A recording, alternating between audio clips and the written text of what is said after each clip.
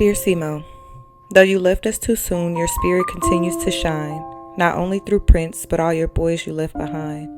I know your kids miss you, and so do we, but one thing I can say is you left one hell of a legacy. I've had the pleasure of watching Prince grow. He's smart, he's funny, he's just like you, CMOE. The bond he has with baby Paul is like no other. Forget cousins. Hell, you might as well call them brothers. To CANESHIA, thank you, dear sister, for sharing your heart, for opening up and sharing the parts of love and of loss, of courage and grace, in the journey you walked with the things you faced. So here's to you, CMOE. Forever you'll stay in the hearts of your loved ones, guiding our way. We honor your spirit in all that we do and celebrate life and the love that is true. And love in memory. And Lord, before I ask you for anything, I thank you for everything. Because we got to give thanks for thanks is due. Even when things are going great, you still got to thank God. Yes. Whew. Welcome back, y'all, to this is actually episode 3 of Testimonies with Kenya, the T.W.K Podcast. As y'all can see, I got my sis with me on the podcast. Y'all might remember her from a hell of a podcast. Today she's on the T.W.K Podcast, so thank you so much for being a part of the podcast. You know I got you. Period. Before we dive into what we're gonna talk about, I want to do my introduction. Introduction to you. Okay. So y'all, CANESHIA. Let me just talk about the first time that I met you. Okay. For y'all that don't know, me and CANESHIA, we're not blood related, but this is my sister, okay? Yeah. Period. Can't nobody tell me different. This is the oldest sister that I never had. When I first met CANESHIA, first of all, what's the name of that street? Which one? That they granddaddy stayed, it's over the sea. Oh, I can't remember, but it's over there off Ledbetter and Bonneview. I just can't remember. I can't remember. I say it all the time. I can't think of it. Is it Cardinal? No, it's not Cardinal. Maybe it'll come later on. But anyway, so I remember. How we know each other is our kids' fathers are brothers. Yeah, that's how we know each other. Yeah. So me and Paul, which is my baby, okay? At the time, I wasn't even pregnant around this time. No. So I remember pulling up to their granddaddy house. And I remember, now at this point, I done already met CMOE. I know who CMOE is. I pull up and I just see this short girl outside the car. You and CMOE was getting into it about what? Who knows? I don't know. But I was like, baby, hold on. I don't think it's the time for a formal introduction. Because baby, there's something going on right now. And that boy Paul was used to it. So he's like, girl, come on. He was like, that's Tanisha. I was like, hold on. Let's let them finish what they got going on. And let her get all her thoughts out before I say, hey, how you doing? But yes, I remember that's the very first time that I met you. And I was like, okay. Whatever he been on. Yeah. Whatever he got going on, you better cut it out. Yeah. So, yeah, and then after that, I think after that time, we would see each other here and there whenever, I come around or when they have family events or like that. And I also remember when me, you, and Princess, we had went somewhere with their mama, y'all. And I was pregnant. Yes, it was known. She was definitely pregnant, having a baby, right? 5 months, I think. 4 or 5 months. 4 or 5 months, had to be. Had to be. And around this time, I probably, if I wasn't already pregnant, you were pregnant, we didn't know. Had to be. Because baby Paul and Chris only was 4 months apart. Yeah. So I was 5, 6, you were already pregnant, didn't even know it. Definitely was. I had to be. Because literally after the talk, so we had a talk. I was pregnant, it's hot. We were with their mama she went to go see a friend or something, right? And we stayed outside talking. I was like, and she was in college, so I was like, I understand y'all in love, y'all keep dating, but just do not get pregnant right now. Finish school. I just kept telling her that. Do not get pregnant, finish school. Do not. And sure enough, a couple weeks ago, she said, I'm pregnant. In my head, I'm like, you're right, yeah. Got a lot going on. This is about to be my second year in college. I'm whole time telling her. It was too late. It was too those are the first moments that I remember us interacting. And then, of course, later on down the line, once, you know, the kids got older, our bond and our relationship actually formed stronger. I think that was just due to, you know, wanting to make sure that the boys were connected and make sure that they had that relationship and things like that. So I just want to say I appreciate you for who you are as a person. You've literally opened your home to me. You've been there for me, you know, through a lot of trying times. I respect your opinion and I appreciate your mind when it comes to a lot of stuff. So I have to say that, you know, I'm the type of person, you know, I'm always saying thank you and I always love to give credit where credit is due. I'm so used to being the person that people come to for this and people come to for that, but not to put everything on you, but to know that I have a person that I can do that too. That's why I appreciate you so much. So yes. So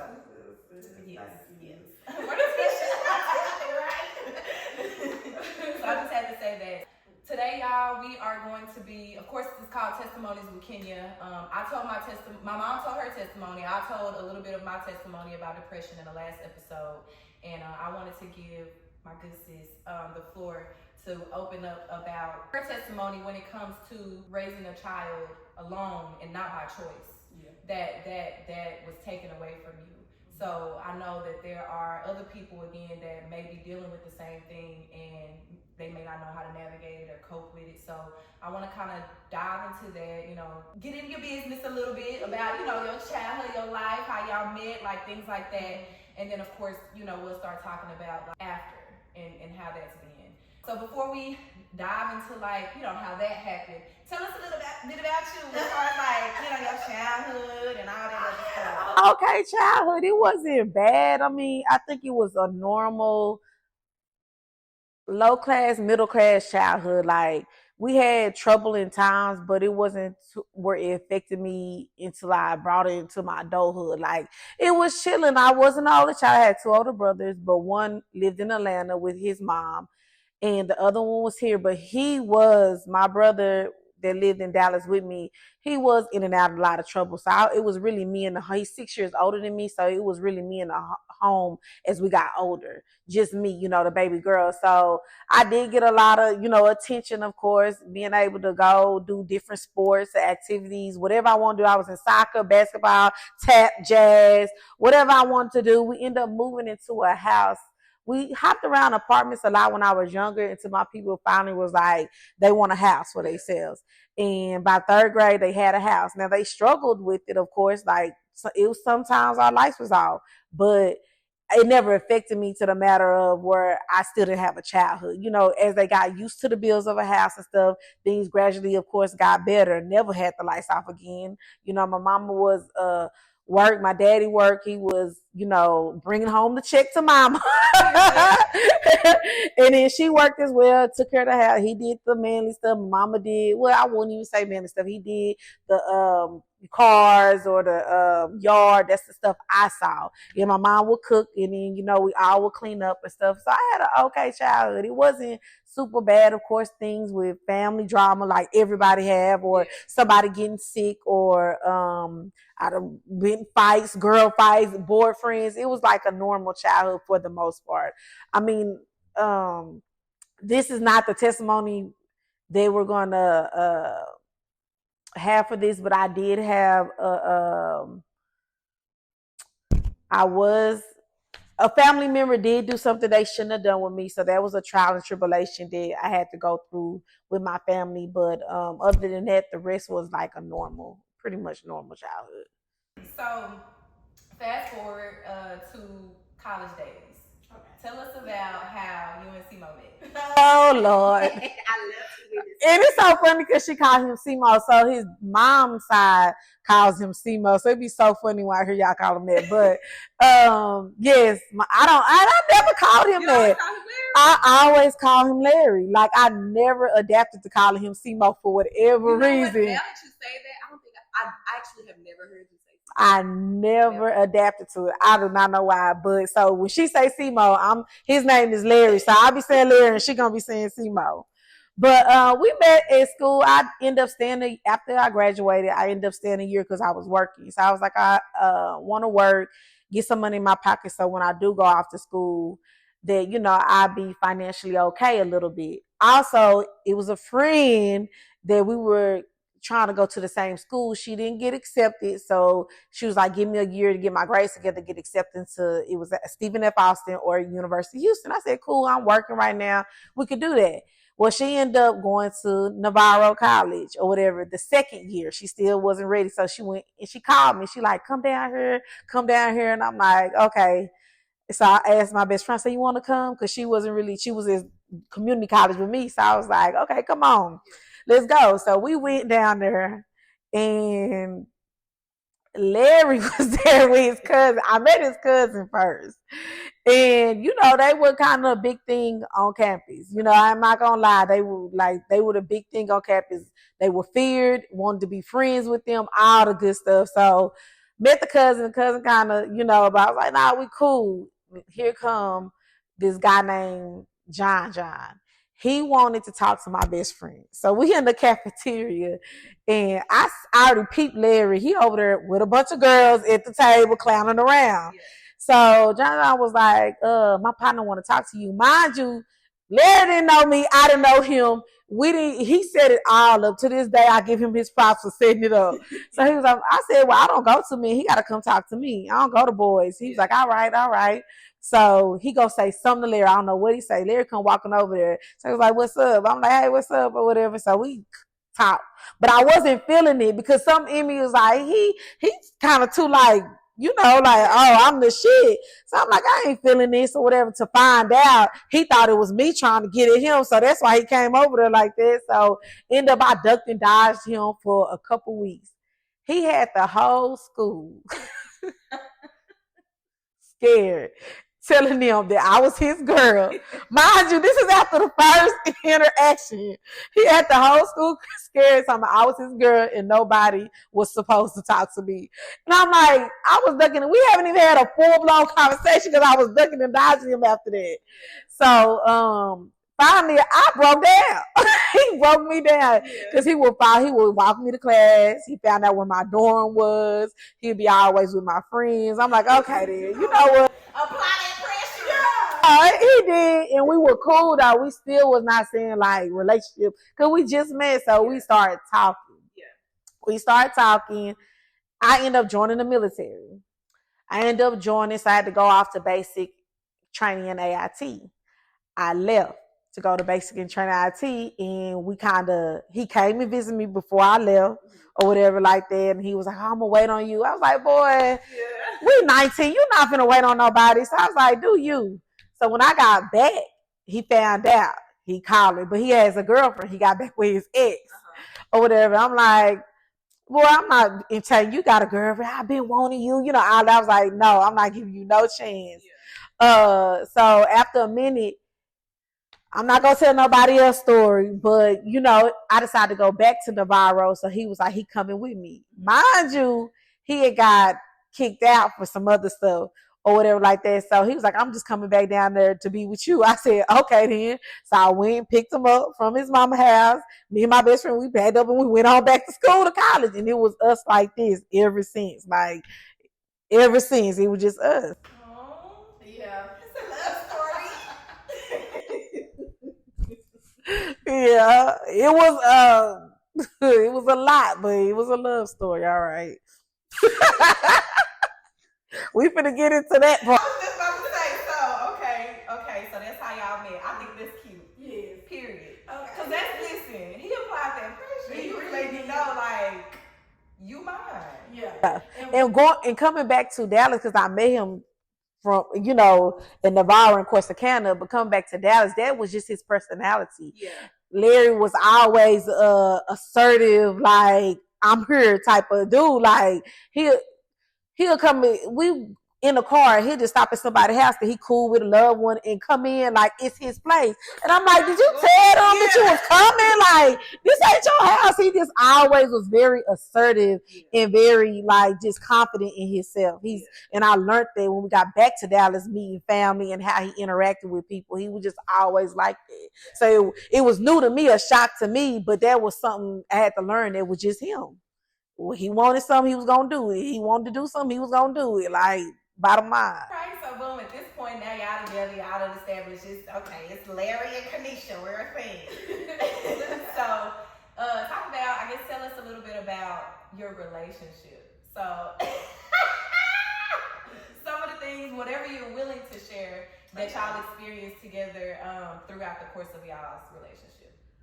Well, so of course we were young. We were young and we were still had things about us that we're learning and growing. So he was one that was still in the streets. So therefore he still had availability to different women.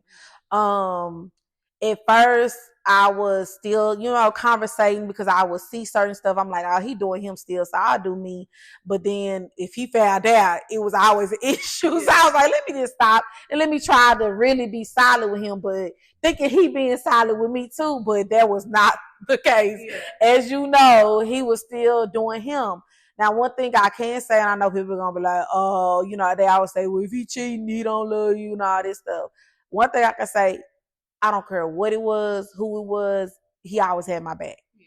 10 toes with anything. It's so many stories, and I know we ain't gonna have a long time, but it's so many stories that I can tell you that he always had my back and always made me feel safe. Now, he couldn't keep it in his pants for whatever reason sometimes, and sometimes it was because it was available to him, it was easy to him, access, or, we were still young, so when we got back to college, we were in separate houses, and so that way, if I'm doing my thing or I'm going to school or doing this and you doing this and we come back, you done probably done did clubbing with your friends, all of that. So yes, he cheated a lot. He cheated a lot. And I will always kind of take him back, except for one time I did almost go a year without talking to him because he had a baby on me. Mm-hmm. He had a baby on me. So, and that's when I was going off overseas. I was going off overseas and he was in jail. And he was like, I'm going to wait on you and all this good stuff. And I was like, it's a year. You know what I'm saying? You're not going to be able to wait that long. Do you? We can separate. And he was like, no, I'm going to wait. I jack off before I do that. Mind you, but this is a story before I knew about all the cheating. So I knew he did it maybe once before, but it wasn't a lot at this time because I went overseas at 20. Yeah. So we just hooked up at like 19. So I went over like a little bit past 20 because I turned 21 overseas or whatever. So he's in jail. I'm like, okay, you're going to do this. I get a call. I'm not going to put it on blast. I get a call from somebody that's very close to him. Like, how you and Larry doing? I'm like, we all right. We're a little rocky, but we all right. He's in jail. I'm trying to hold him down, but he said he's not going to do this. She was like, leave him. And she was like, because he got a baby on the way. And I was like, what? He got a baby on the way. She was like, yes, leave him. I love him because it was a family member. I love him, but I'm a woman at the end of the day and it ain't right. And I was like, all right then. So when he called me back there, I think that next day, and I was like, you got a baby on the way, I said, you cheating, you got a baby on the way, but you talking about you gonna wait, you been cheating, so you ain't finna wait. He was like, it was a mistake, and she's supposed to be getting an abortion, all this stuff like that. So I'm like, all right. So I had to sit in it. Mm-hmm. And I sat in it, and I was like, no, can't do it. I turned off my phone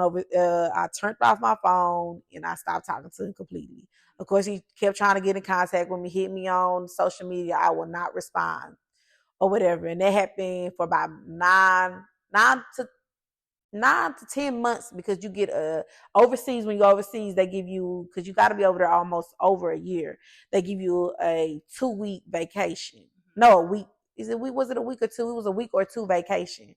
So that's when I came back and we linked back up, and then I was hooked ever since. I should have kept running, but now. You fell on business. I fell on business, girl. I fell on business. And we just I came back officially after 2 more months, and then we just was locked in ever since. But I did go through a lot, we fought. It was never like punch in the face or whatever like that, but we did fight. We did have the cheating part and the babies part and the not getting our stuff together, still young, blowing through money, or him in the streets a lot, or clubbing a lot, or having that type of thing, just not getting it together like we should have, or like I envisioned for us. But we were also just 20s, you know. When he passed, I was 20, finna turn 26, I think. Yeah, because I had Prince at 25, and Prince had turned a year. I think I was 26, finna, yeah, I was something like that. 26, finna turn 27 or something like that. So, yeah, but but one thing I can say, our bond, I don't care what it was, it was magnetic. Everybody would tell you, like, he didn't play about me, I didn't play about him. Bottom line, like, whatever was going through, if it was me breaking up with him, if I called, he was coming and we were back at it, or if anything, like, he always had my back with everything. And I think that was the biggest thing for me. He always made me feel protected, no matter what we were going through. So around the time that y'all found out that you pregnant, first of all, how did you break the news to him? How did you even find out? I don't know this story. Oh, I had a feeling because I was sleeping a lot. Yeah, the main thing, because I never had morning sickness, so I was just really sleeping a lot, and I was, because I was losing weight. I was losing weight and sleeping a lot, and he had ended up dropping me off at my homegirl house. Mind you, she became my homegirl because she was dating his favorite cousin or whatever, and he dropped me off, and I was like, I fell asleep on her. I laid down on the floor, I think, and I was like laying on the floor, like falling asleep, and she was like, "You good?" And I was like, "I don't know, I just been feeling it." And she was like, "You think you pregnant?" And I was like, "No, girl, I ain't pregnant." She was like, "Let's go get a test." We got a test, and I was pregnant. And I called him, like, "You need to get back," or whatever. He came back, and I showed it to him. I was like, "I'm pregnant." And he was excited. I felt like he trapped me. Yeah, like, oh yeah, this is gonna be my little girl, all this type of stuff. Because he had already had, make sure, 4 boys, 5 boys. Yes, he do have. Hey, then we're gonna get into that too. But he got 7 in all that, 7 in all that I think. But other women have came out, so. But yeah, at that time, I think he had 5 boys, and he was like, "This gonna be my little girl," all this and stuff like that. So he was excited, So he took it good. It was me that was over there. I don't know if I want to do this. Oh no.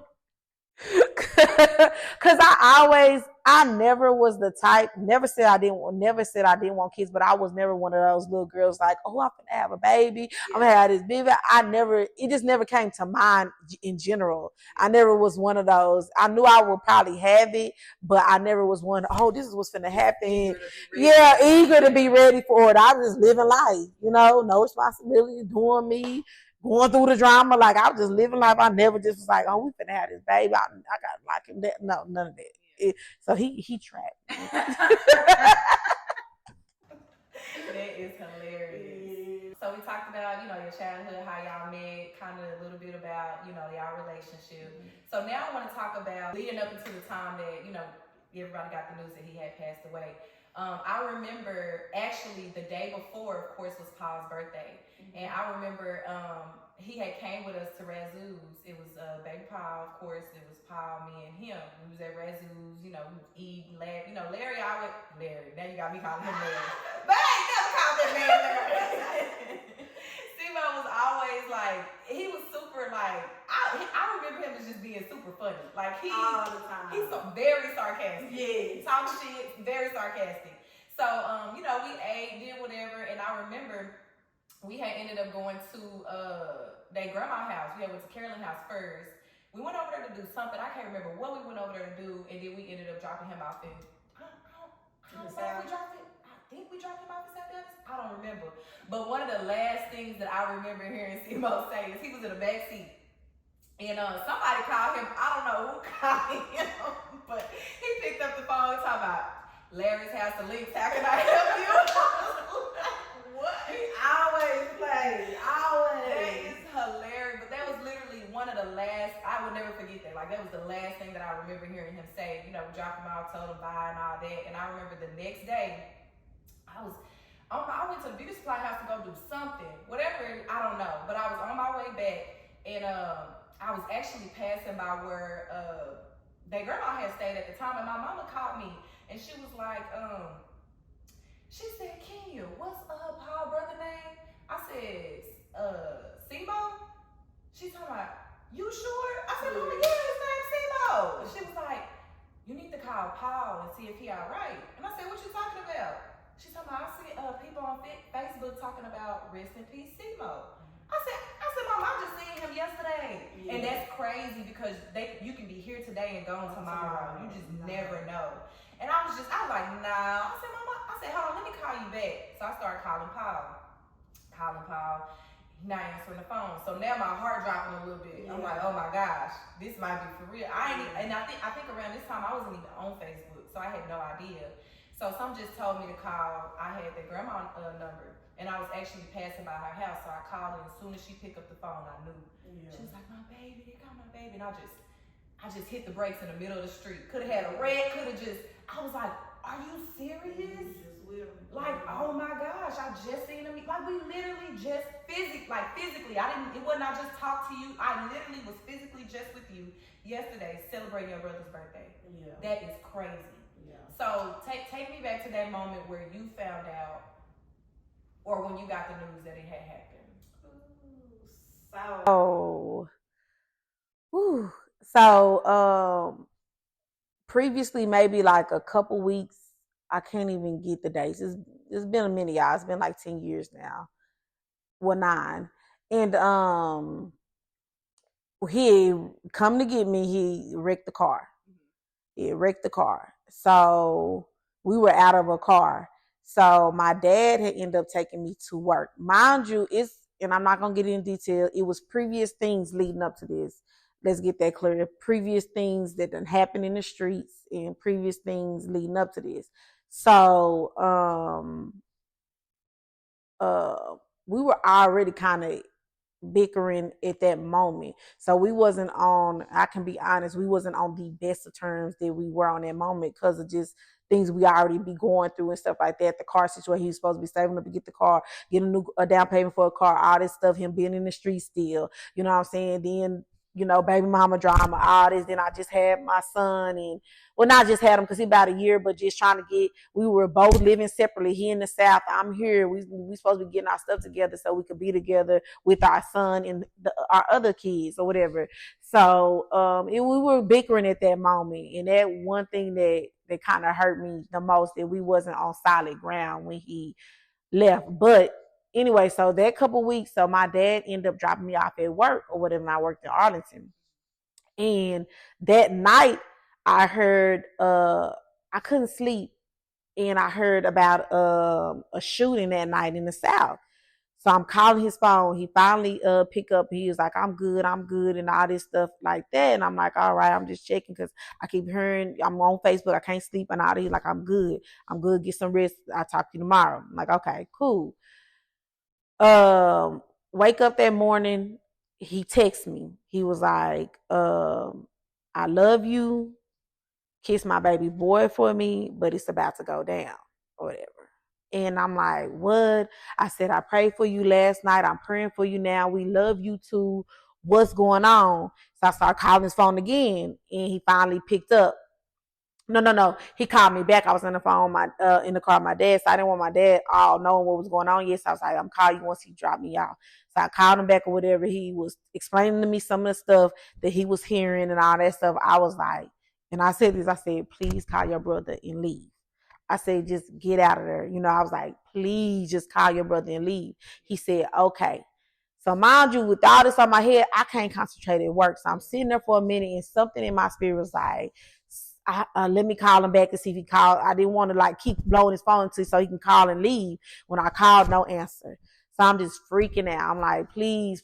So I can't remember if I called at this time, I think I called his sister. I can't remember, to be honest, who I called trying to see if they talked to him, and nothing. And then I I get on Facebook because I'm like, I just start scrolling and I'm seeing it's like the situation, like, oh, CMO shot all this. Now you got me calling CMO. Larry shot out. I'm like, hold on, wait. So I think I called his sister and she was like, yeah, he been shot. I'm like, okay, let me call my people to come back and pick me up. At this point. And so then they were gonna be too far. So I called his best friend, Simone, and she like, I'm on the way to get you.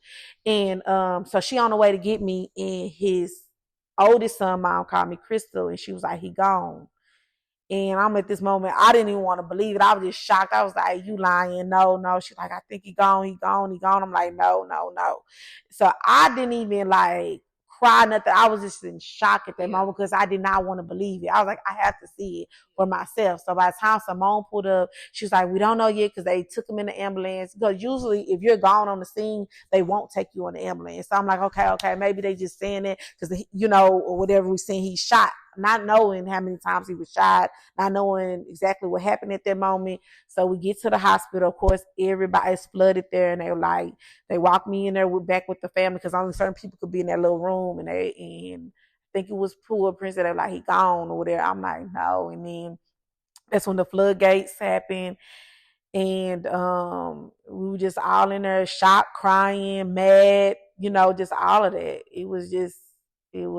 And he had a feeling, I feel, because when he texted me that, and before that, that Sunday we went to church. It was me, him, and Prince. We went to church, his sister, one of his sisters on his mom's side.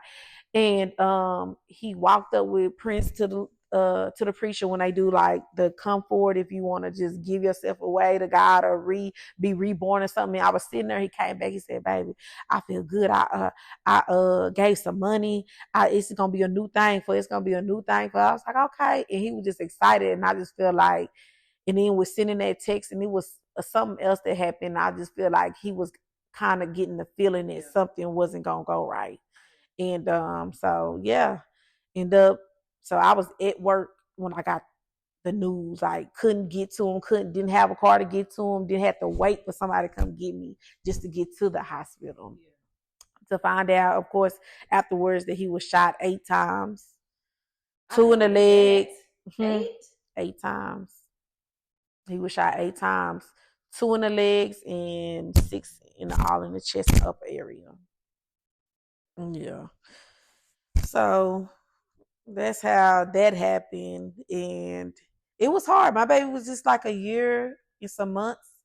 And we just, lost somebody that, was major in my life. I still say, he was my soulmate when it came to anything. Like he was my dog, my friend, my protect. He was all of those things. And then the father of my child. And I'm looking like my child, I ain't even gonna get to have a glimpse of him. A year and a half, maybe. Yeah. And he was always with Larry. That was even the more messed up part. He was always with Larry. So I know for sure that could be hard considering the fact of how, young he was. So I want to talk about, how life has been after that. Mm-hmm. Again, Prince at that time was a little over 1 year old, and so now you're left with raising your child alone. Mm-hmm. without his dad. So during those first few months or the year or all of that, like talk to me about how that process was, because again, this is your first child and now you're raising your first child by yourself. So how was that process? It was very hard. I'm not gonna lie, it was very, very hard. I was depressed, I was angry, I was mad, I was sad, I wasn't understanding. Like I didn't think that was going to be my life at that moment. Like, it was like, this ain't going to happen. I'm going to wake up from this nightmare and it's going to be back to regular. Like, he going to be coming to get me and Prince. So we going to be together here, running around doing this, getting the other kids and doing our little family thing. It just, for the longest, for a couple months, close to probably almost a year, I just was like, this is not our life right now. Yeah. My mom was a big important piece, like she still is today, with just being there for me, being understanding. And we had kind of got into it about some, I can't remember, because I was just lashing out. I lashed out at a friend, I think. I was lashing out at the stories that was happening. You know, we all on Facebook getting into it with people and just all type of stuff. We were just mad, not understanding why this happened, why, you know. So I dealt with a lot of like just grief and depression, like seriously just mad, angry, depressed, like why is this happening to me? You know what I'm saying? Why my son can't have his father, why his other kids can't have, especially his two oldest who did get that time. So in there who are understanding of what's going on, they were just like, not like, I want my daddy, like what's going on? I'm with him all the time, like what's going on? So it was very, very hard. It was a rough, and then what make it rough, and I'm of course not gonna get into it because it'd be another long story, is surrounding the story of how it happened and why it happened, and it being, you know, just the whole twist of things, you know, and how it shouldn't have happened. It was the wrong person, and just that made it even worse because, like, dang, you really took somebody from us that did not deserve it, did not do nothing to you, and now you have the full story, and now you the killer over here crying and weeping, like trying to cop please. But you know, it just with that drama on top of course drama from females. I'm getting into it with sidelines and extras and all that stuff, so that was a lot. So I didn't get to have it wasn't peaceful when he left. And I'm not saying any death is peaceful, but you know, sometimes people get to grief without all the extra stuff. So it's like I can't even grieve properly because I gotta deal with, you know, all these stories that's going on. Then all these people who was supposedly saying they was with him or whatever that they got So yeah, I get what you're saying. Like you didn't get a chance to really just be at peace. So it took a while. It took a while. Like I can say, it took over a year for me to just kind of start realizing like I'm doing this on my own and I got to get out my own way. And even after I realized that I was doing it on my own, I still wasn't like doing what I needed to do. I was still kind of bouncing around, not having a real goal. And then I end up getting in my job. I'm here now, which I've been at that job just past 7 years or whatever. But I got there and I was getting 2 people there. It was a government job. I was getting 2 people there. And I had this 2 or 3 people of my workers that were older than me. And they were like, hey, if you want some stability and you want this for your son, you're going to have to change how you approach things. And it really made me like looking like, dang, I can't be out here wilding or still be mad and still be angry so much to where I'm steady taking it out where I don't set up a future for me and Prince. So it kind of calmed me down because it was situation happened with a male coworker, and I was going to get my brother whoop him. But I was like, let me calm down when they told me like, you can't do that. You're going to jeopardize his job, and then what? And this could be a security for y'all. So I had to say, you know what? He not coming back. He not going to be here to come save me or protect me anymore. So I really need to horn in on making this the best I can for me and my son. And that's what I did. And I've been there 7 years. I've been able to get a home for us. I just wrecked my car, but get a new car finally, work on my credit, do some things for me and him that at that point in time when Larry had passed, I couldn't because I was so mad. For a couple of years, I was still mad. I was still not focused. I was still like, you know, like not understanding it. But that was in 2017, so 2 years. Took me almost 2 years to really just say, okay, he not coming back, Kanesha. You gotta like get better. You got to. And some people be like, well, he was doing this and he probably would have once, if it happened to you, he would have probably been doing him and doing all that. And who knows? Maybe, maybe not. Maybe, who knows? But that don't mean your love die. Right. Just because somebody move on, that don't mean the love for that person dies or whatever, because regardless, we had a bond and we had a child together. And I'm not just grieving our relationship. You know, I can get in another relationship. I'm grieving that he'll never get to know his biological dad. And I probably will move on, get a husband, he'll have that dad figure, but he will never get to know his biological, how awesome and how funny he was and how protective he was and how, but DNA is a trip. Because my son, if you he acts just like Larry when it comes to stuff.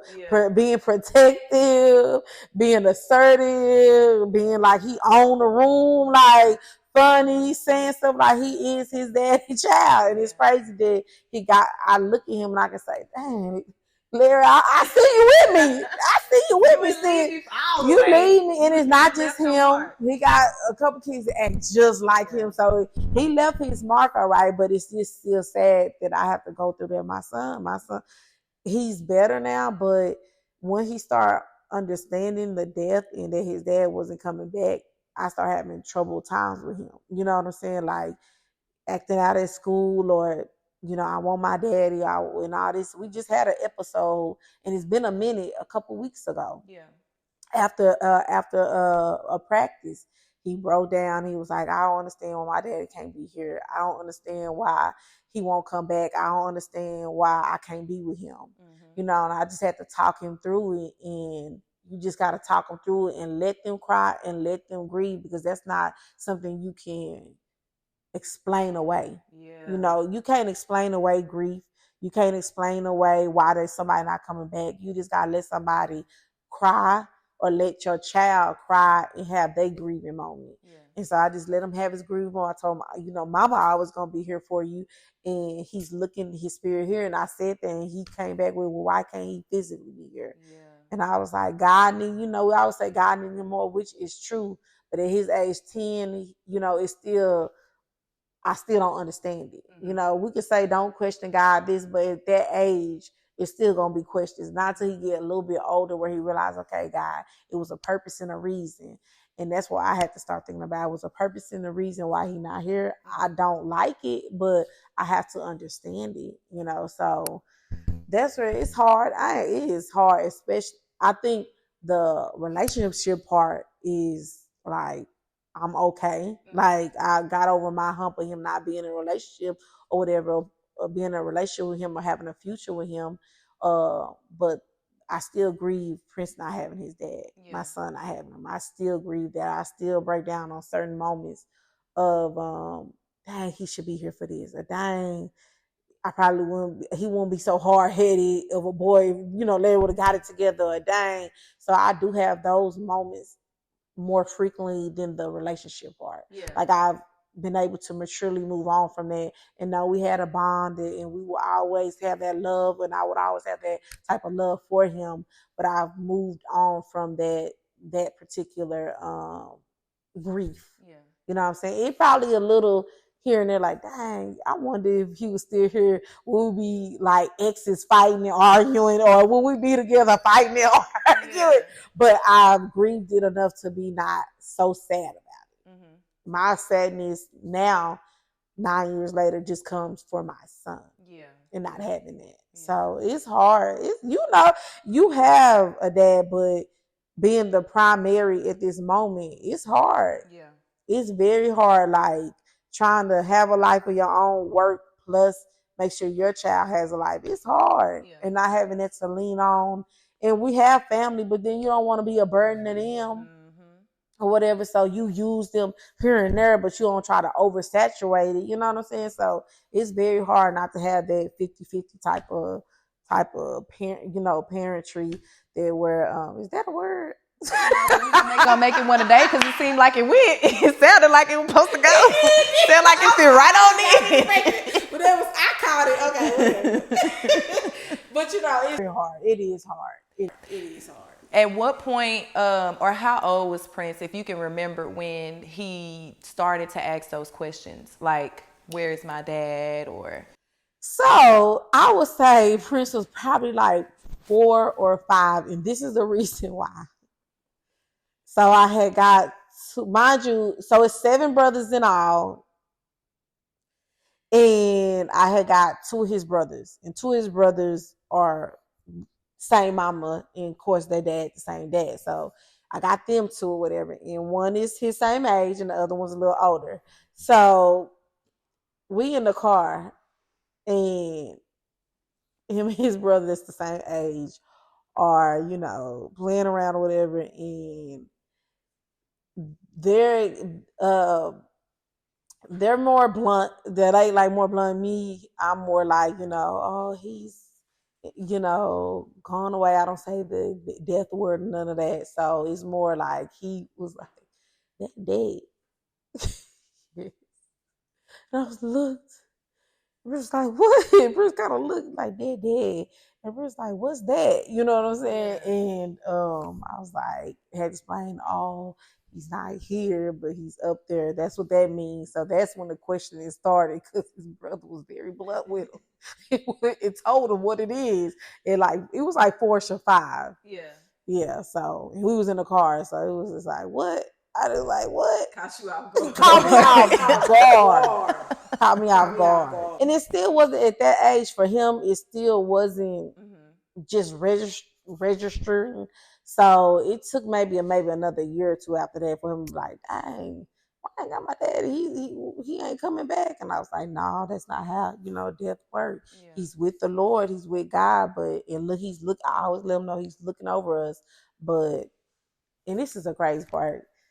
So it hasn't happened.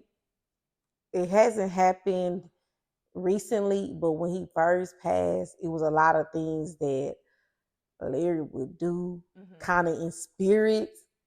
They would know. So after he passed, I don't know if it was maybe a couple weeks out. It wasn't a lot of weeks after he had passed. So he had bought Prince, and I still got it because I always wanted to keep it when he got older. This like bubble toy. And if it's turned on, it makes noises, and of course you gotta have bubbles in it, but it just make the noises and spin if you don't. So I had got to his other brothers, and we were in the living room watching a movie or a show, whatever like that. And just only a couple weeks, so I'm just sitting there. I'm just kind of sad, just looking at them and all this stuff.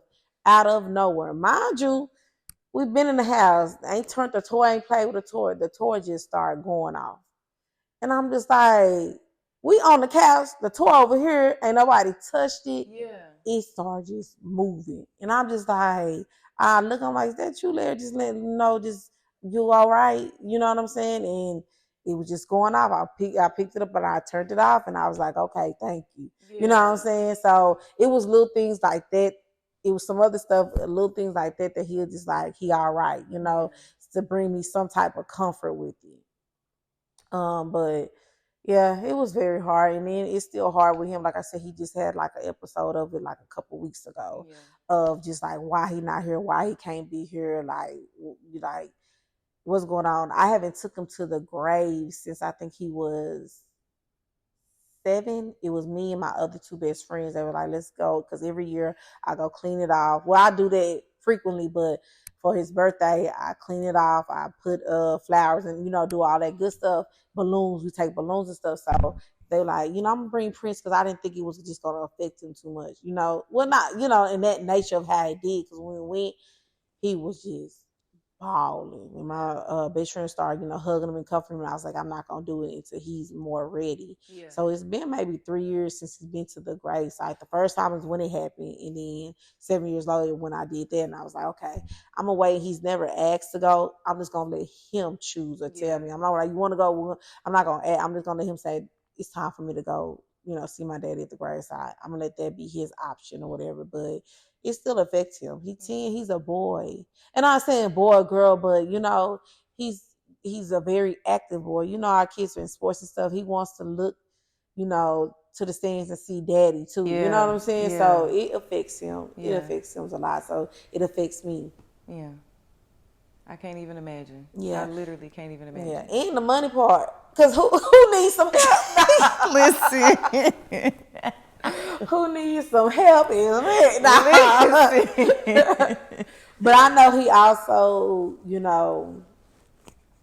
God, first of all, comes through. But I always, I pray to God. But sometimes when situations happen, I'm like, Larry, just look out for us. I also say to him too, like, you got us right. You covering us right. So I always do that with him too, because I just have a feeling he's looking over us with a lot of things. Yeah. Yeah, so I think he just up there. That's his personality. He probably right by God and Jesus is kicking it with him. With him. So I'd be like, look after us too, Yeah. Like, come on, you got us or whatever.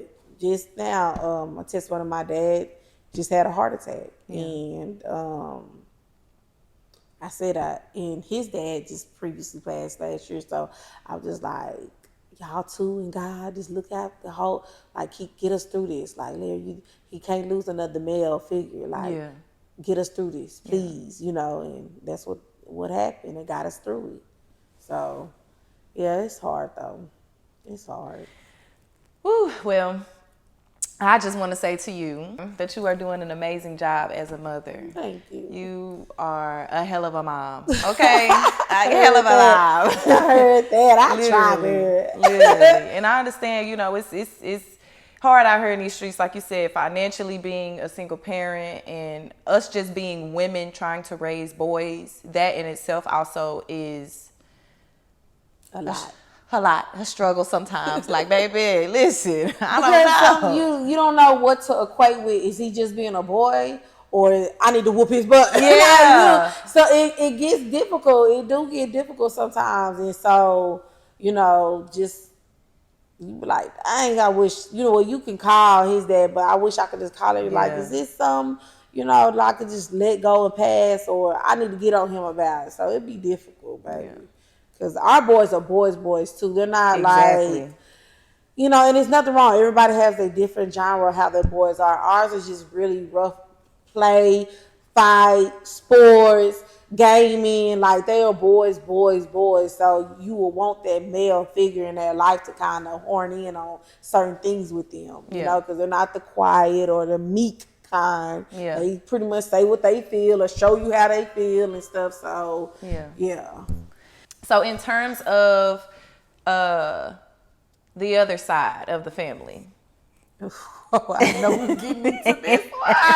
Which side? What side? Sebo's side. Okay, Sebo's side. The daddy side. Oh, no, the daddy side. I mean the mama side. I'm sorry. Okay. The mama side. Okay. So in terms of, I know for sure, you know, your side of the family is very much active when it comes to, you know, Prince and being there. You know, it's times that you need them. Like you said, you don't want to overwhelm them with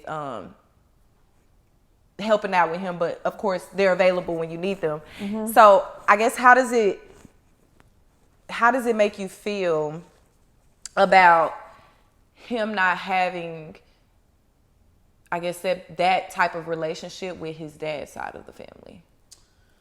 At first I was mad about it. You know, I was like, I wish they would be more, you know, active with them and just more aware of, like, call. It don't even have to get him all the time. Mm-hmm. I was never one of those, they need to be having him because this is they brother or they son or they cousin, baby, so y'all need to be getting him for me and y'all need to be helping me out. No, everybody has their own lives, their own kids, their own issues. Once every blue moon, I wouldn't have mind, like, hey, so he can know y'all or whatever, but just, it made me mad because I'm just like, y'all sit here and I'm not taking away from nobody grief and nothing, but this is, his kids are a reflection of him. That is his, like I just said, his DNA. You would think because you miss somebody so much, you would want to be around something that is familiar or brings you joy, like he would. You know what I'm saying? Or there's some a part of him that make you like, dang, I just want to sit around my nephew. I want to sit around my grandson. I want to sit around my cousin or great nephew or whatever, or great son, because I see my son, I see my brother. And so it will make me just like, dang, y'all don't want that feeling? Yeah. If you miss somebody so much, y'all don't want that feeling? Right. And I couldn't understand it. And it did make me angry because on the CMOE side, as you say, and the mother side, I was very close to him before the passing. Yeah. We were very, very close. Like, that was the side that I was riding for too, because his dad's side and his mom's side, they didn't like each other. Yeah. But be truthful with it, they did not like each other for certain reasons of things in the past. So they bumped heads a lot. And I was closer to the mama side before he passed. Like, ride with them, hey, yeah, forget them, you know, all of that good stuff. And after his passing, things did shift. Well, things did shift. I had good talks with his dad's side and resolutions to certain things. And I was like, you know what? I'm going to give them a chance because he's gone now. I can't, he's not going to be able to bring him no more because that's where he was mainly at before he passed on in the South with them. And so they got to see Prince like that. So let me, he gone now. We talked about it. Let's move on. And I did get closer with his dad's side. And I don't know if that brought turmoil between me and them. I really don't know. But I just started to just kind of shift like how our relationship was. And I noticed that because of that shift, he wasn't a priority. Yeah. And I was like, oh, baby, one thing, 2 and 3 people know I don't play about Princeton Johnson, baby. I do not play about my son. If you're going to be there, you're going to be there. If you're not, you're not. If you're not, deuces. And you won't get nothing a part of me neither because he's a package deal. So if you want to be sister-in-law, daughter-in-law, cousin-in-law, all that, it come with him too. You can't just have me and him like, this his child. Like, come on. So... But I can say his brother, through those times, he was there. He will come get him when he can or get him. And, of course, I don't want to take away from him and Paul, getting their time as a son. So it's not all the time, but he will. Like, hey, I'm going to get Prince with him today, and he brings them around the family more now. Yeah. And I'm okay with that. You remember at first I was like, Yeah. But I was like, I'm not going to take that away from my son. Yeah. If he wants to know his daddy's side, I'm all willing for him to know that side. Mm-hmm. I am not going, as long as I'm not hearing he get mistreated or treated differently, as long as he go over there and he feel love, I'm not one of those like, well, they don't fool with me or I don't fool with them, so my child can't. As long as he ain't being hurt and it's genuine, I am cool with it. I promise you. I just can't be around it because as an adult, I kind of know more things behind it, and I just feel like a call ain't gonna hurt. Yeah. A text ain't gonna hurt. What I can't say about his dad's side is every year, even if I don't come, they get them kids some Christmas stuff. They reaching out about birthdays or coming to events, or we come into their birthday events so they can have Prince or be surrounded. They don't get them all the time. I'm not asking them. Mostly all his siblings and they got 3 kids, 5 kids. That means it's 13 because his 7 is a whole bunch of grandkids. Yeah. So I'm not asking his stepmama, his their grandmother on that side you need to get mine too all the time. Like, it's nothing like that. But they do check, they do ask and invite us all the time to events so he can see them. Sometimes we can make it, sometimes we can't. You know what I'm saying? Like, it's still like we know we all got our separate lives, but we still see him, we still see you, and we still want y'all involved as much as we can. Yeah. You know what I'm saying? And that's all I ask for. And on the mom side, I don't get that as much. And maybe it has to do with adult things, and maybe they don't feel comfortable. I don't know. Maybe one day we'll have that talk. I was gonna ask that. I was like, would you be open to it at some point? Maybe. Would you be open to it? Like, if it just came to a point where it's just like, let's sit down and talk about what it is, like whatever the situation is, would you be open to doing that? Yeah. I don't know if I am right now. Yeah. But I would be open to it. But it has to be open to the truth too. Yeah. Because there's a lot of things unsaid behind a lot of things. Yeah. So they got to be open to hear it all without getting mad, without getting in their feelings. It's a lot that needs to be said, not even just with Prince, just in the situation in general. Yeah. Of the passing of Larry. So it's a lot of things, but I am willing. I don't know if I'm willing right now. I don't know. I think that it's good that you can acknowledge and understand, like, I'm open to it, but right now I'm not there yet. Because some people, they I don't know. I don't know if it's like a pride or an ego thing or what. I don't know, but for you to sit there and say, like, I'm open to it, but right now I'm not all the way there yet. Yeah. Like, I applaud you for that 100%. I think because I'm trying to grow. Yeah. And the reason why I'm trying to grow so much is because I know that I'm not always right. Mm-hmm.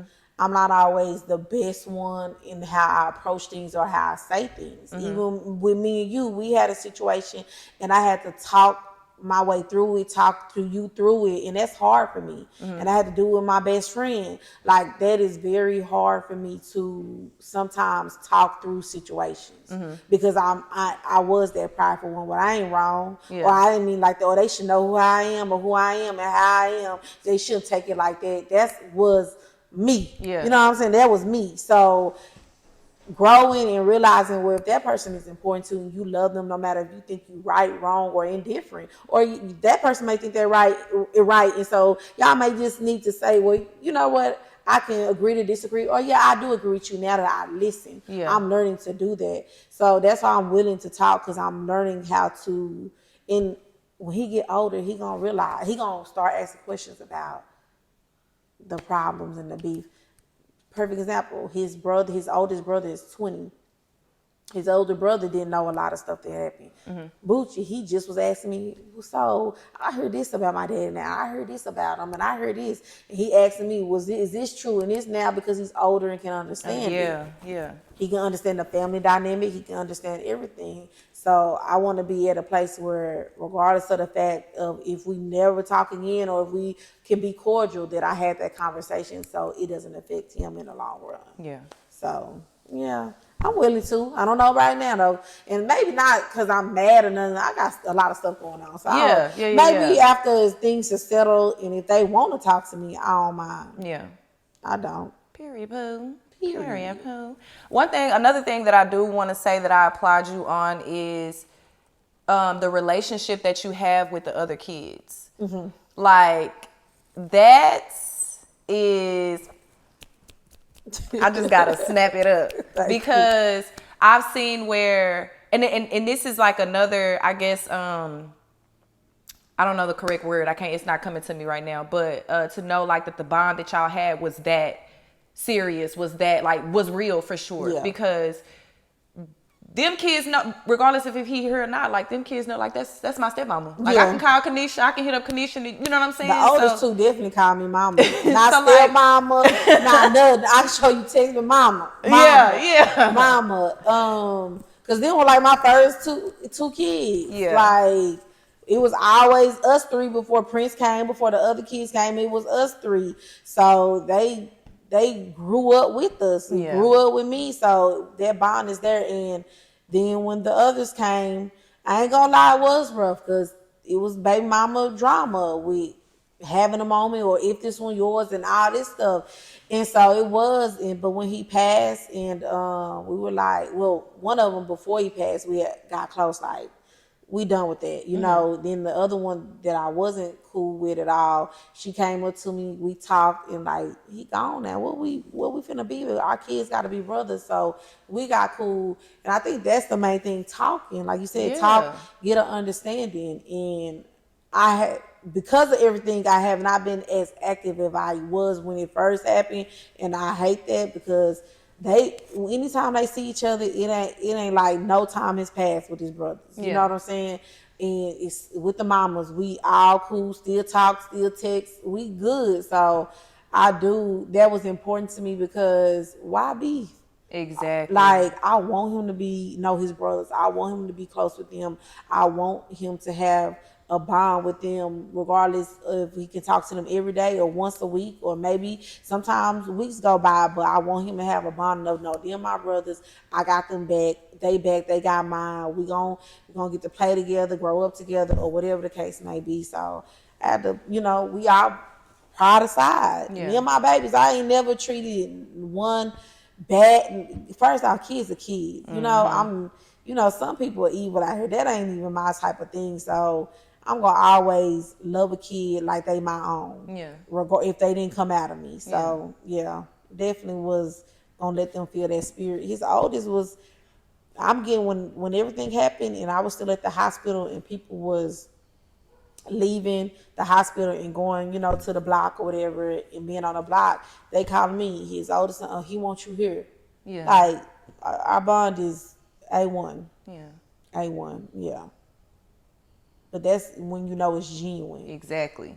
When like, because kids can feel when it's not. And so they know that the love I have for them is genuine. They a part of him. That's why I say I can't understand when I can't understand when you don't want that type of connection because they are part of him. I can listen to them talk, listen to them, look at how they act, and like, dang. Yeah. It's, you know, and they may be making me smile sometimes. It make it a little sad, like, dang, you don't get to see this, but I don't see how people can't want that connection with him. Yeah. If you miss and love him so much, I don't see why you don't want to feel that connection if it's through through one of his kids. Yeah.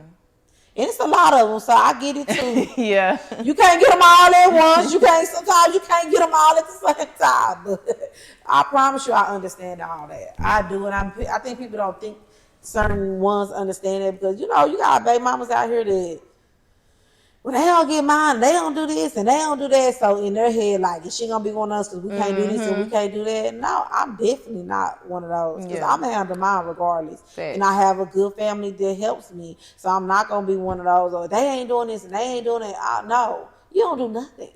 Yeah. Like, I don't get nothing. That's the problem. Like, not even a phone call or a text. Even a phone call. I can understand that. Yeah, for sure. And then he got a phone. You can call him. Directly. Yeah. You got to go through me. Yeah. You can shoot a text or a call like, oh, hey, nephew, or hey, grandson, or hey, I'm just checking on you. Yeah. You know what I'm saying? But, hey, it is what it is. So, outside of, I know you talked about it a little bit earlier, and you said you've gotten to the point where you're okay when it relationship wise, as far as like knowing, okay, you know, I'm accepting the fact that he's not here. We're not gonna, you know, we ain't gonna be able to be in a relationship like I thought we were. So, do you think that situation though in itself kind of put up a guard when it came to being open to allowing men in your life? Oh, definitely. Definitely. And you don't realize it until time, of course, go on. Yeah. My bad. You don't realize it until time goes on and you got men approaching you and you got this and that and you're like, no. But I'm constantly doing it to the point where it's like, okay, yeah, I am. You have to realize, okay, let me try to let down my guard a little bit. But my biggest issue when he passed was trying to find him in somebody else. That was my biggest issue because he was, outside of that stuff, he was so much things like I felt no judgment with Larry.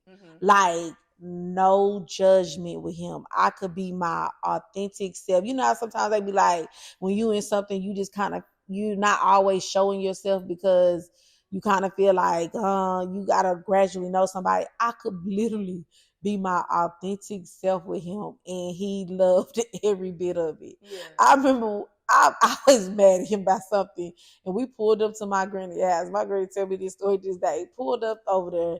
He jumped out before me. I'm sitting in the car irritated. My granny come out the door and she's like, hey, baby. You know her, hey, baby, give me a hug, give me a kiss. And she was like, what's wrong with her? Look over there. He's talking about Granny. She always mad, but I love her.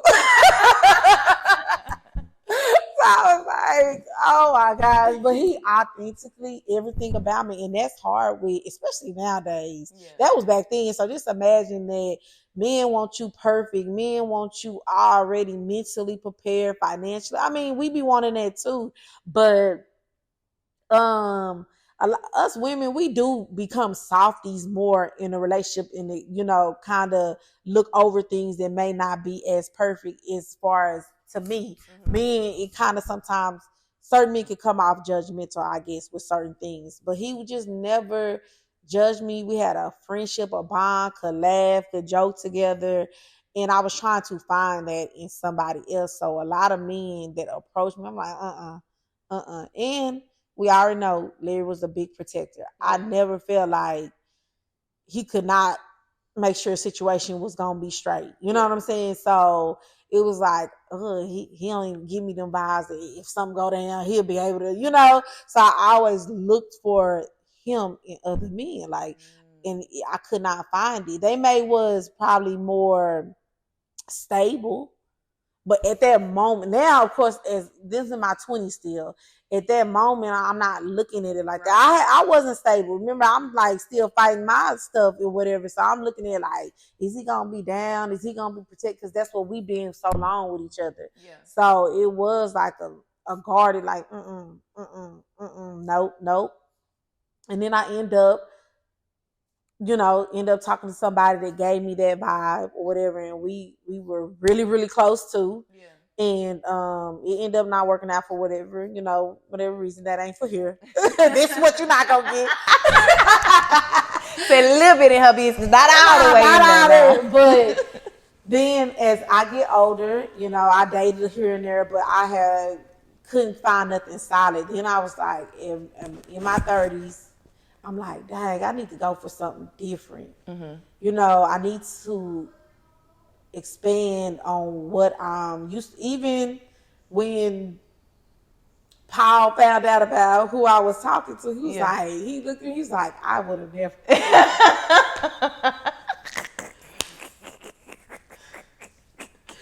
And I was like, what? What? And not because this person is ugly, and I'm like, oh heck no, none of that nature. Is because it was just different from his brother. Yeah. You know what I'm saying? It was just different from his brother. And I was like, yeah, it's different. You know what I'm saying? But I got to let my guard out and find something different and date and see what's different out there for me. Because if I keep holding on to that, I may never get that husband that I want, that father figure I want for him, if I keep trying to block everybody out because they don't have this like Larry, they don't have that like him, or they ain't, macho like him, and all that kind of stuff. So I had to kind of like, probably a little bit after 30, maybe 33, had to realize like, cut that out. Like, just chill, just open up a little bit. I'm still a little guarded though, but that's not even having to do with Larry stuff. That had to do with what hard dating pool is. I know that's a whole nother very stuff. Scarce. Yes, it ain't a lot of fishes out here in the sea. Okay, so this is testimonial, but so the guarded part now, we talk about now, is not because of my child father. It's more so how these men out here are, or how the dating pool is going. But 33 and down, because he passed when I was like 26. So in them what's that, about 5 years, it was of me guarded and trying to look for him and people I would talk to. Did you ever go through a phase where you felt guilty for like wanting to move on? No. You never had that phase? Nope. I never. Once you got to that point where you were like, you were accepting of the fact that like, he was gone, he wasn't coming back. You no, I wasn't never. Even before, you just never had that. You never. Maybe because I would have felt guilty if I was trying so soon, but because I wasn't, that didn't come in my mind. Okay. It took me a year or so to even talk to the dude I was telling you I was talking to. Okay. So within that year and a half, my mind wasn't on dating or nothing. I was grieving. I was, like I said, I went through that phase. So the guilt wasn't there for me because I wasn't even thinking about another man. Gotcha. Or going with somebody. And then by the time it did happen, I did find somebody that I was like, okay, I messed with him or whatever like that. I think I didn't feel guilt because time had passed. I had, I was still grieving a little bit, but I was over that hump of not having somebody for me because, I know as a man, he probably would have he loved me down, but he probably would have moved on to something. So that guilt wasn't there by the time I did talk to somebody, but it probably would have been there if I'm 2 months in, I'm like, I see somebody, I like him, but I'm crying, but I'm like, he probably would have been guilt. But because I gave myself time and I didn't jump right into something, I didn't feel no guilt. Yeah, okay. Yeah. That's what I was getting to. I think that's definitely important for, people that may be dealing with the same thing. It's even when you breaking up, I'm saying this situation is definitely a bit more severe, but you got to give yourself that time to actually grieve as properly as you could, because we know your grieving situation was a little hard considering everything else that was going on. But in terms of like hopping back in a relationship, like give yourself time to actually just deal with that process. I think I was too mad and angry with everything and all months of the drama, then you going through the course because the killer did get caught or turn himself in. Yeah. And we're going through the court stuff and wonder what he gonna get. So it was too much on my mind to be thinking about a guy to the point where I'm like, dang, if I talk to this guy, should I feel guilty? I wasn't even thinking about it, to be honest. And I know some, because I see it all the time where my dog, when he died, I would have been doing this and doing that because he would have been doing it, and that's cool. You know what I'm saying? Everybody is different, but I think that you will be a little bit guilty feeling. You know what I'm saying? People ain't gonna say it out there, but you're gonna feel a little bit guilty, like, dang, I'm already thinking, was the love really there? Was that really that? You know? Yeah. But I gave myself time. I didn't jump. Again, I wasn't thinking about it. And then when I did start kind of opening up and thinking about it, I'm still envisioning if this person is gonna match up to him. Yeah. So I didn't have to feel guilty. I didn't really feel guilty. No. Well, if you could think of three things, okay, if you could think of it, to anybody that may be dealing with the loss of, their child's father or the child, the child's mother, they're basically dealing with parenting a child on their own, not by choice because, the other person was taken away from them. What would be three words of encouragement or advice or inspiration that you would give to them? Because, I understand everybody is different and things like that, but if they don't know even where to start, what would you say to them? Okay, three things. With the kid or just in general with them? With them, okay. One, give yourself time, like we just said. Give yourself time to grieve. Give yourself time to sit in it, to understand it, to pray through it. Don't try to jump back out there living a normal life knowing you're hurting, because you're just going to start hurting other people. And you're not even going to realize you're doing it because, you're just going to react to something. You may not have reacted that erratical before, but you're doing it because you're still grieving. You're still mad about the situation. You're still sad, or you're all three of them. So give yourself time to be to yourself, to pray, to understand it, to be loved on by family. Time, I would say, is the biggest thing that at first I didn't understand, but I understand now. Don't be afraid to cry. Don't be afraid to tell a family member or a friend that you're hurting right then. A lot of times, it's not everybody's like this, but a lot of times we try to be stronger than what we are in those moments. And I realize that you do need a village to help you get through some hard times. It ain't always just you and God. It's you, God, in your village. So with stuff like that, with a death, I do say lean on people. Don't sit and just harbor all that hurt by yourself. Lean on your friends or whoever. It could be a stranger. It could be people you work with that you can trust, that sometimes you're like, well, no, I'm not gonna tell them my business. But if you have a bond with that person and that person can give you some type of relief or just sit with you, do it. It helps. It helps to talk about it.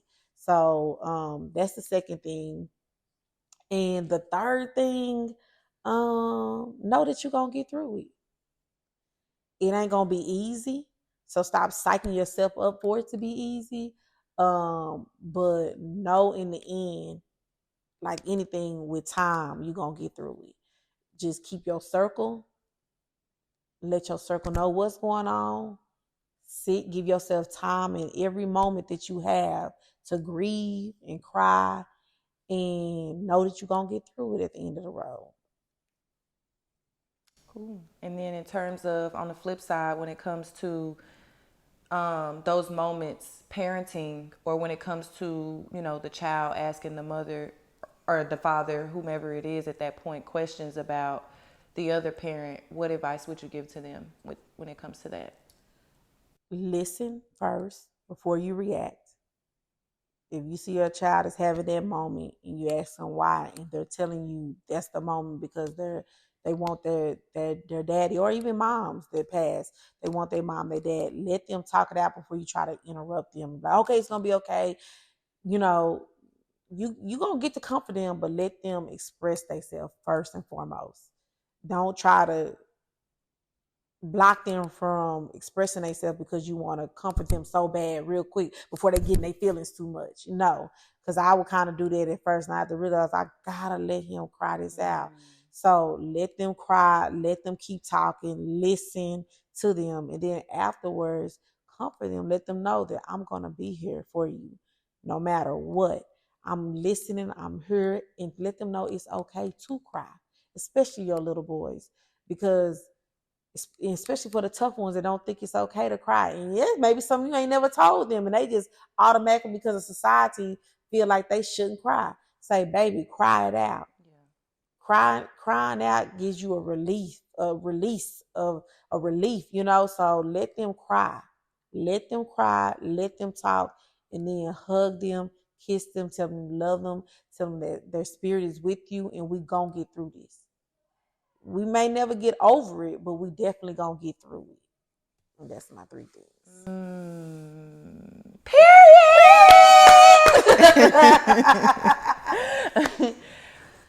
I was happy I didn't cry. That's also because I used to cry at a drop of a dime, even trying to muster up to talk about it. So, yeah.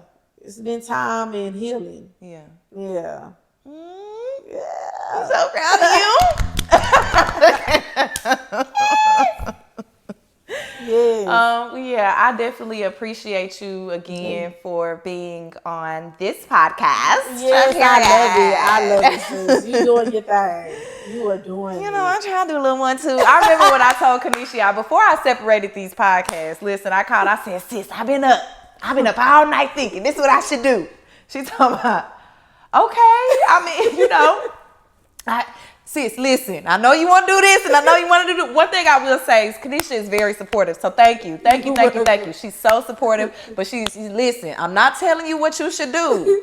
But this is what this is my little 2 cents. Yeah. This is my little 2 cents that I have about it. So that's one thing I will say. You are going to be there, but you're going to always be honest and open and give your opinion or your feedback, constructive criticism, whatever it may be. You're going to do that. So I want to say thank you so much for that. Again, thank you for being a part of the podcast. And thank you for just being open to share your story.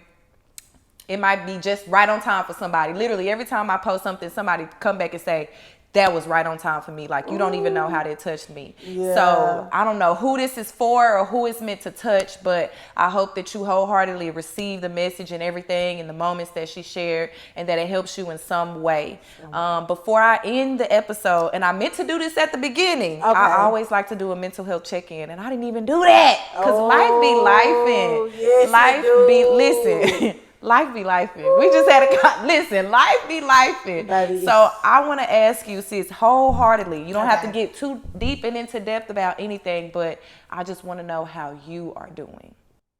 I'm not okay right now, but that's not because I'm mentally it's just I got a lot going on in my life. So right now I'm okay, to the point where things gonna still get handled. Yeah. But like I just said, my dad had a heart attack. I just recently had a car wreck. So, and this other thing. So life is life right now, but so mentally I'm trying to pray and be strong, but I'm not going to just say, oh, I'm okay. I'm having my moments right now. Yeah. But I know it's something that I am going to get through, but I am having those moments right now.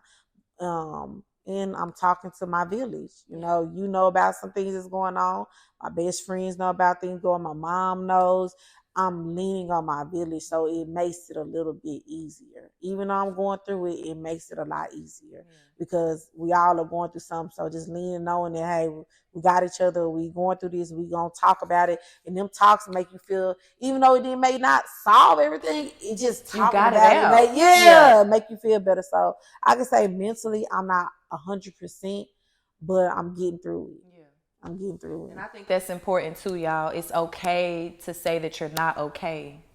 You don't got to sit there and be like, everything's going good. And you really breaking it into pieces on the inside. So that's super important to understand, acknowledge, and recognize hey, I'm not all the way there right now. Mentally, I got a lot going on up in here. But like you said, just being able to release and get that out. And I understand sometimes, everybody doesn't have somebody that they can go to. So I would say, even if you can, write it down, journal, let that be, just find some type of outlet. Even if it's you pulling out your camera and recording a video to yourself for you to see later on.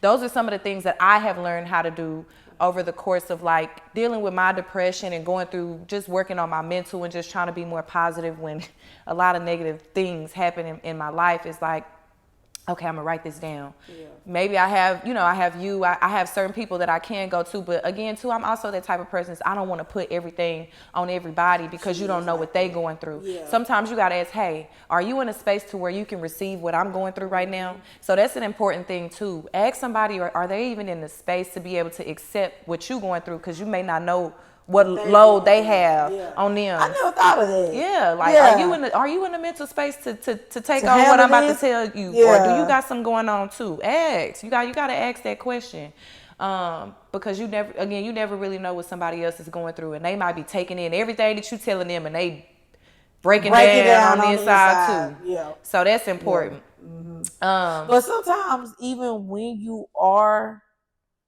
maybe unloading, sometimes that person gets to feel like, okay, now I can unload too. Sometimes you open that door for them to get it out because they've been holding it in. So it's a little twist to that too. Because I do feel like that, like you just said, sometimes I be going through stuff and I get a call and they tell me, and I start telling you my stuff. Yeah. And like, so we both tell me that, listen, let me tell you. And we done got on the phone for 2, 3, 4 hours. It's going in, and they done gave you that release. So, but I definitely agree with you. Start asking, because people are also mentally going through some things. I definitely agree with that. Yeah. So I do want okay, I know we gotta keep ending. Okay. When you gonna get interviewed by somebody on your podcast? I can interview you. I mean, if that's what you want, you already did your testimony by yourself, but just it's a little different when somebody interview you, giving you them questions. Yeah, ask some questions and maybe you know what? I didn't think about that, but I'm open to it. Okay, I'm open to it. You can definitely interview me. I will definitely. And you know what's crazy is I realize like it's easier for me to. I'm trying to learn how to be okay with having moments where I got to do it by myself, because this is my vision. I feel like this is my purpose, and I just have to, I have to figure out how to navigate through it. But I know that I tend to be a little bit more comfortable, and it's a little bit more easier to bounce off of somebody. But it's me being considerate and being like, okay, I don't want to overwhelm this person. Like, can you come and be on this one? Can you come be on this one? But I will say, for everybody who I've reached out to and I've said, hey, can you come be on, or who's been on there so far, like, y'all ride for me. Like, y'all really show up for me, and I love that. I love that for me. I can say I really do love that. So it just be me being in my own head, and I know that y'all be ready. Like, y'all be open to one. Like, we're excited. Yeah, this is a little fun. So. I'm definitely open to that. I think I should do that. I have many more testimonies, and I know you know a lot about me. I've opened up a lot about so many things. But yeah, we should do that. Okay, we should do that for sure. There should be one coming soon. Stay tuned. Okay. So how are you mentally right now? Mentally, I'm not okay. Okay. I definitely I feel like the weight of the world is on my shoulders. I say that a lot. I definitely do. But like you were saying, I know that I'm going to get through it, with time and just praying and just using my village and just, not sitting and soaking in everything and just being in my head about a lot of stuff, but just believing that everything is going to be okay wholeheartedly. Yeah, that's what's going on. Okay. That's what's going on. But so this is kind of a sense of release for me too. Just being able to open up, and even if it's hearing somebody else's story, I'm very receptive to. I don't know. It's like I love hearing other people's stories too. You know what I mean? Like, that's why a lot of times when y'all see people on my podcast, y'all see me just sit back and let them take the wheel. But that's because I just believe in listening, the importance of listening. Sometimes you don't always have to have a rebuttal or a response to something. Yeah. It's good to just let that person just have their moments. You know what I mean? So, yeah, it'd be a release to me to just hear other people's story. Okay. It helps me. Yeah. It literally helps me because it might be something deep down inside I probably was going through that I didn't really know how to navigate. And you said something that made me be like, I didn't even think of it in that way. In that way. Yeah, you're right. You're right. It's a lot. Like I can say with you, it's a lot when we talk and you have even, I mean, you're 30 now, but even before 30, you have a maturity about yourself that even when we talk, I could learn stuff from you. It wasn't an age thing. It was things that even with motherhood, anything, I was like, dang, I really need to take that advice or do something like that. Or I really admire that. So you do have that spirit of you just maturity and understanding and realizing certain things that at your age, some don't get yet, don't have yet. So I applaud you with that because, nowadays, the maturity ain't there for a lot of people and you have it. And I think that's probably what keep your head on strong because you can analyze and think things over before, and we all as women, we react sometimes, but you, for the most part, you really analyze, you think you plan out very well on what your next execution is going to be. Yeah. So that's a great thing to have. And this is why this is getting executed and going so well. Thank you. And you're her cute because I want that sound. Period.